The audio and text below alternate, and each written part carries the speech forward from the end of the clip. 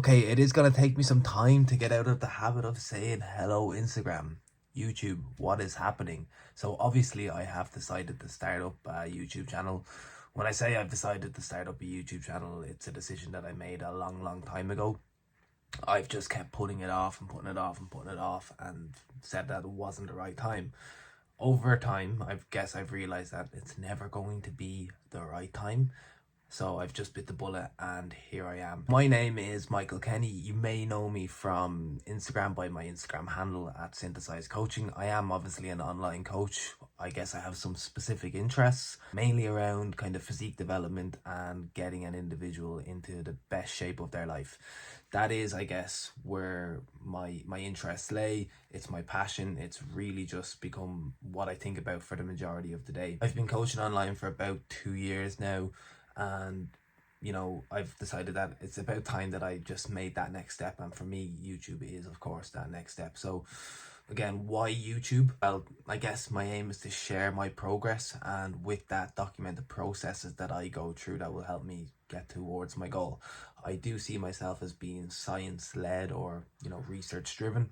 I do want to provide that kind of side of things. Ultimately, I would say that my aim is to not change lives, that's a little bit extreme, but certainly to have as positive an impact I can on as many people's lives as I can. Right now we're actually getting me ready for a photo shoot. So I have a photo shoot in 33 days, so it's not far away. I've got loads of fat that I need to get off of me, and yeah, I thought it would be a great time to obviously start the channel as a result of that. So the photo shoot is the end of October.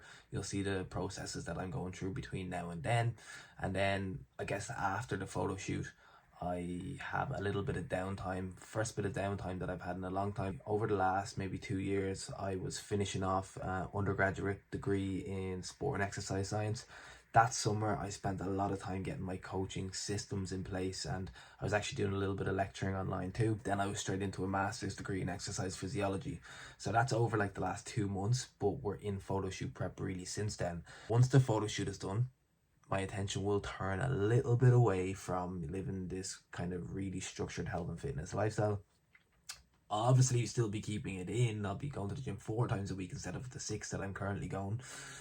But yeah, we won't have the same stress with regard to diet, and I've got a lot of things planned for November. So I think I'm hitting the UK 5 times, so that will be interesting, and I'll be obviously documenting that too.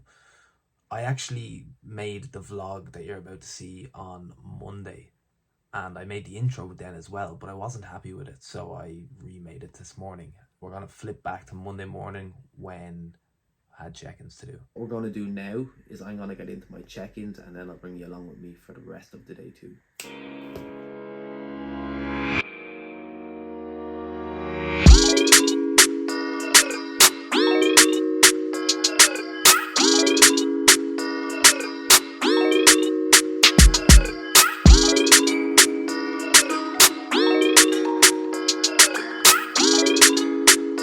Also, we are getting a extension done on the house, so you're going to see me just in my room for the majority of the time. Monday check-ins are now in the books, so quite a diverse group that I work with on a Monday. We range basically from an individual who is looking to at one stage get on the stage himself, do some bodybuilding with a shorter goal of, I guess, some photo shoots, and then we extend that to the opposite end of the scale, where I'm literally explaining to individuals about macronutrients and how to structure their nutrition for the day. So, you know, that does give me a good bit of variation for the check-ins, I guess, which I don't think is a bad thing. I think it's a good thing, and it helps me, I guess, to remind myself of the things that most individuals that are trying to get into fitness, that have barriers of entry to the world of health and fitness, actually struggle with. Once the check-ins are complete, it's now time to start thinking about my own training. Breakfast or meal number 1 today was 60 grams of oats, 40 grams of whey and 100 grams of blueberries. I've also had 2 coffees this morning. I'm now ready for training and on the way to training. So the next clip you'll probably see is going to be from the gym Newbridge, where we've got push A on the cards today.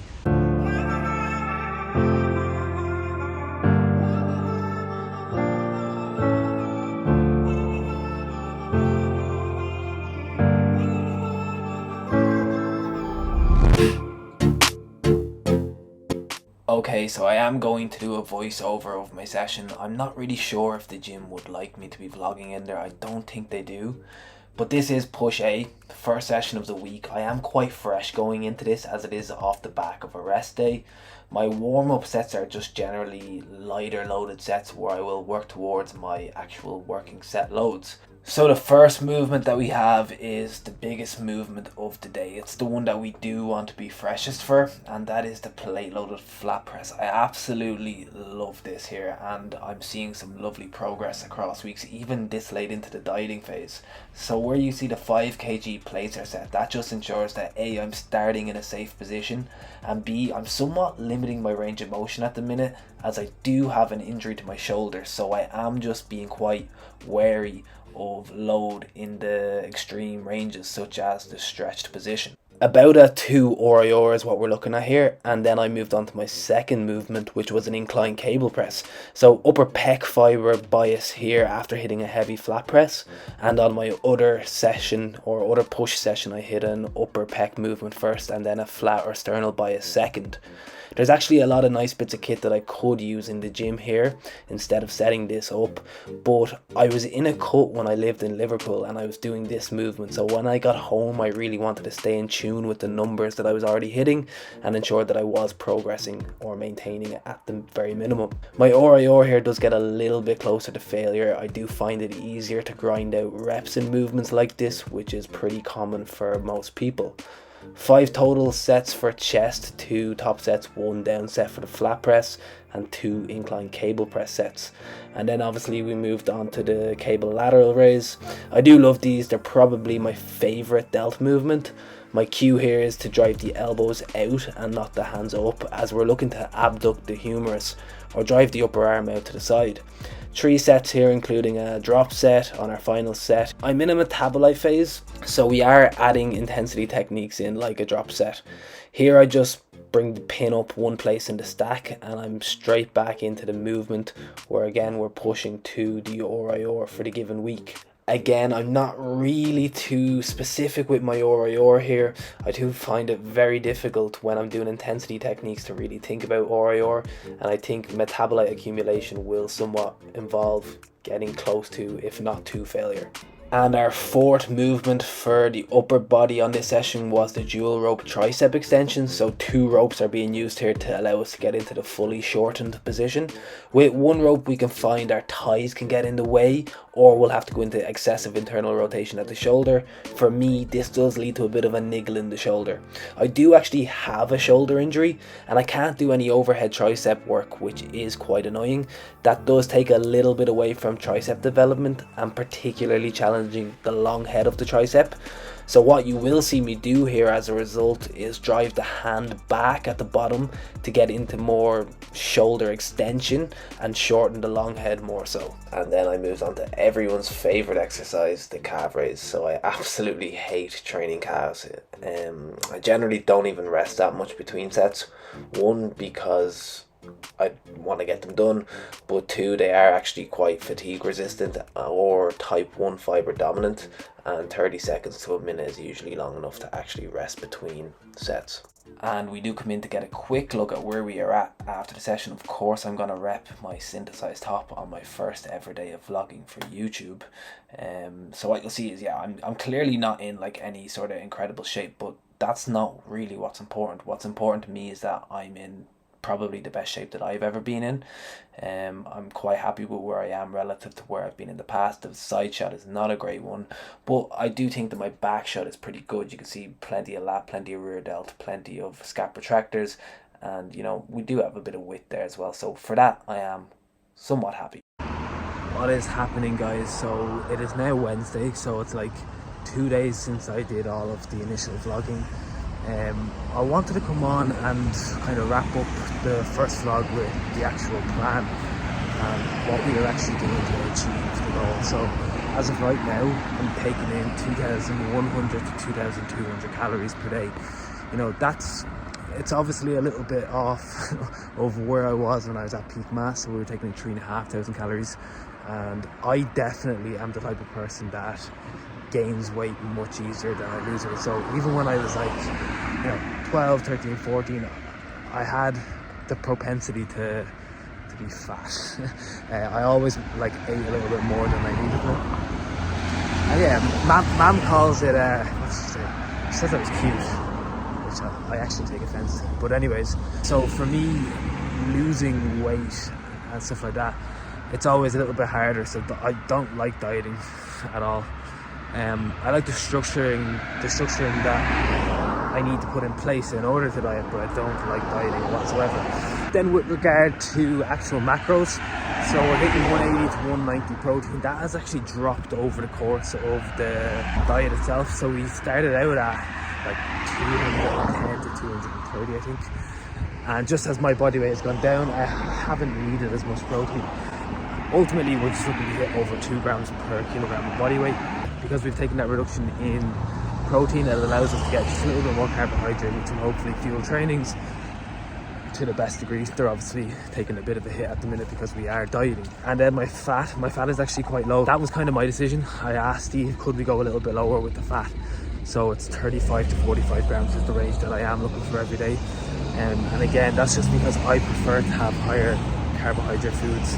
No cardio, but we have 15,000 steps to hit per day, which again, it's fine. I walk to and from the gym. By the time I get home, I have between 10 and 11,000 steps done per day, and then it just means an additional walk in the evening, which I would do anyway. So that's absolutely fine too. That's cool. No cardio, as I said. I would do cardio if I needed to. The thing is, we're losing at like a fast enough rate, so I do not need to do cardio. We're losing at about 0.8% per week, which is the range that we want to be at anyway. And ultimately, I trust Steve. If Steve told me to do cardio, I'd do cardio. We've just had a conversation today. The photo shoot was a week after it was actually supposed to be, which gives us a bit more time for fat loss, but it also means our training block is going to be a week longer. So Steve has given me like 3 lighter sessions next week, just so that basically a mini deload. I don't want to do them whatsoever. Like, I literally don't. I want to just bang on with training. But the thing is, again, I trust Steve. Steve has done this a lot more than me. I'm getting coached for a reason. Sometimes I need to take my own my own subjective side of things out of the equation, my emotional side of things out of the equation, and be that a little bit more objective. So yeah, I'm taking Steve's stuff on board, and it comes back to like the simple question of, are you coachable? Like, I've had clients in the past as well who, I guess, come to me and they nearly want to rule the roost themselves. And the thing is that, you go to the coach because you want them to bring you to get you to your desired outcomes. And if you're trying to make the decisions yourself, well, why not just go on your own then?